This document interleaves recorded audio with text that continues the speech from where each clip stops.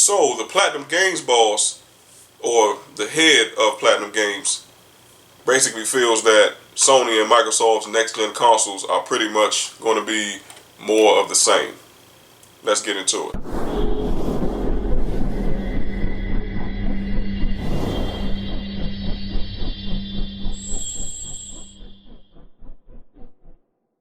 What's up, guys? Welcome back to the DC show. This is T. McNeil. Today is Wednesday. So, guys, as I previously stated, Platinum Game Studio head, his name is Tasi Inaba. I might be butchering the guy's name, but he's the boss over at Platinum Game Studios. And, he had a lot of things he had to say about next-gen Xbox and the next-gen PlayStation as well. So, he feels basically like the hardware is pretty much like the same thing. Okay, like they're kind of copying off of each other, rinse and repeat type of situation, okay? Which I do obviously agree with, because it used to be a time where, a lot of the custom chips and a lot of the GPUs and CPUs of the consoles of old, my chair keeps going down, guys, but, it used to be a time where the chips were so different that PlayStation could claim that they were the most powerful at that time, or Microsoft could claim that they're the most powerful at the time, okay? It's kind of like a Samsung-Apple situation where they used to be innovative.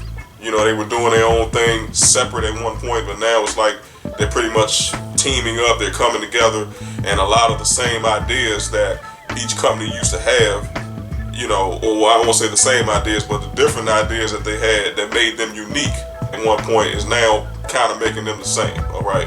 So Sony and Microsoft, according to Platinum Game Studio, is pretty much doing the same thing, okay? Now, I will, or what I can do is leave the link if you guys want the information for yourself, but we'll go over some of the key highlights of what the Platinum boss guy had to say. Now, we do know that both of the Xbox and PlayStation will feature CPUs and GPUs based on the latest AMD technology. Of course, the ray tracing, 8K support, backwards compatibility, etc., okay?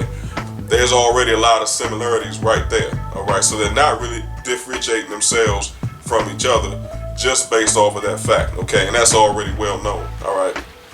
As far as Xbox Scarlet and presumably what we'll call the PlayStation 5, we know that at least holiday of 2020, the Xbox Scarlet will be launching, and we have to assume that Sony's PlayStation 5 is going to follow suit. All right, they should launch pretty much around the same time, but Sony hasn't came out yet to confirm if it's definitely going to be holiday of 2020. All right, but according to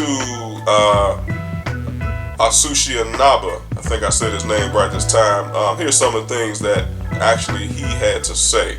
Okay, now says that asked for his reaction to the platform holders' plans, and Naba said, quote, "It's okay, and by that I mean I'm sure that things will move faster, graphics will be better, and maybe it will be easier with less wait times.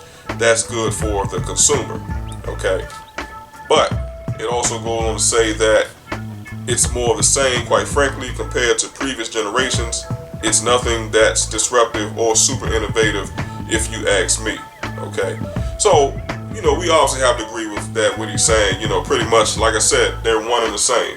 They're both using the same custom chips, the same custom GPUs, so from a tech standpoint, it's kind of hard to claim whether or not Sony's going to be more powerful than the Xbox. The Xbox is next generation Scarlet, or if Microsoft Xbox is going to be more powerful than PlayStation. They're both using solid state drives, so we know that the loading times will definitely be better this time around, which is, like you said, is good for consumers. Now, I know games like Days Gone, if you guys have played that recently or are still playing it, the loading times in the game is utterly ridiculous, okay? It literally takes about 5 minutes for the game to actually load, all right? It's like a little loading bar. It kind of reminds you of, an old school PC, like a gateway or something with a 56K modem back in the day. I'm serious, just without the noise. That thing is extremely slow, okay? So, and then once the game actually loaded up, it's very, very choppy. The frame rates is terrible on that game, but it wasn't enough to actually say, you know what, I can no longer play this, I can't get into this game anymore, I can't finish the game. So it didn't disrupt it enough for me to put the game away. I was able to actually enjoy the game and finish it, but that's just a prime example of the very slow loading times for that particular game. Okay, now go to a game like Mortal Kombat 11, guys. The loading times are relatively quick.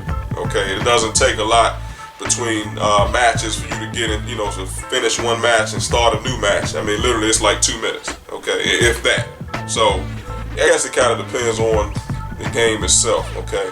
Now he also added that game hardware used to be about custom chips that you couldn't do on PCs. Now you look at it and they're just grabbing stuff that already exists. Okay, so like I said, guys, it's pretty much a rinse and repeat, a copy and paste type situation. That's just what they're doing. Like I said, Apple and Samsung is doing the exact same thing. It used to be a time where, if you guys remember, when the iPhone 4 launched and the iPhone 3, Apple set itself apart during those times from Samsung. Okay, they had the the custom Apple chips at the time. They were blazingly fast, and then Samsung had their own custom chips in their phones. But now, today, guys, we're looking at these phones and you pretty much can't even tell them apart. Okay, Samsung and Apple have the same exact specs, they have the same exact features, they have very similar cameras, very similar operating systems, etc. It's pretty much neck and neck. But Apple used to be innovative at one point, but now they're pretty much copying what Samsung is doing. So what do you guys think down below? Do you think that Microsoft and Sony are basically doing the same thing? Are they copying each other? Or do you still feel as though, they're being innovative? Okay. Now also, guys, he mentioned something about, Google Stadia. Now, he's saying that, Platinum Boss said that he's more excited about innovation presented by cloud platforms such as Google Stadia. Okay. Now, also he said that that's why for me, things like cloud platforms represent innovation and something very, very different. They're platforms that excite me and where I feel there is a lot more innovation happening. Okay. So he's talking about Google Stadia, Microsoft xCloud, or just cloud-based gaming, period. Okay, guys, where there's no console present, they're using, online servers pretty much to connect gamers, through their TVs and things like that. And ultimately, I think at the end of the day, that's the future of gaming. We don't know exactly when the last official box or home console underneath your television will be, but with services like Google Stadia and Microsoft xCloud, we know that the technology is there. Now, Microsoft's been talking about cloud-based gaming, Sony as well, for quite some time, at least a few years. But now we're kind of starting to see it coming into fruition. But is it enough to move hardcore gamers away that actually love their consoles? Is it enough to move them away?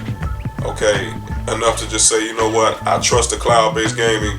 I trust the servers, and I'll just use a controller with my smart TV and use that as my gaming console. Okay, but there's a lot more information on this article, guys. Like I said, if you want the information, I can definitely leave it for you.